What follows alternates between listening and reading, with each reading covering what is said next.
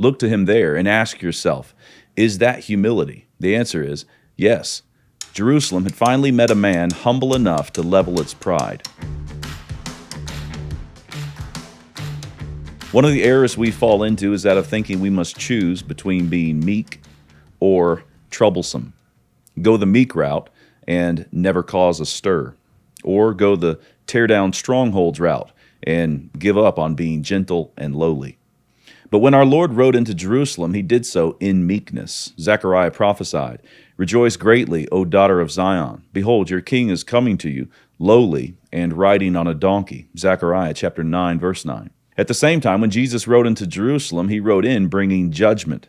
Mark tells us that he visited the temple that day and looked around before heading out to Bethany for the night. Mark chapter 11, verse 11.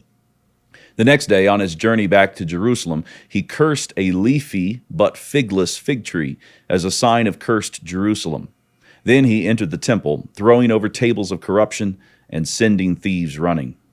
Look to Jesus, tying off the end of his whip and heading into the temple. Look to him there and ask yourself, is that humility?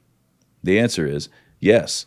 Jerusalem had finally met a man humble enough to level its pride. The Christ who will not quench a faintly burning wick is the Christ who works in us to crucify our flesh.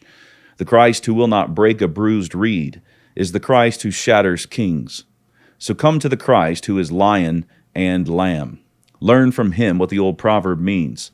A soft tongue breaks the bone. Proverbs chapter 25, verse 15. Put your faith in the one who was meek enough to triumph on a cross, and let your prayer be, Lord, make us low enough to turn the world upside down.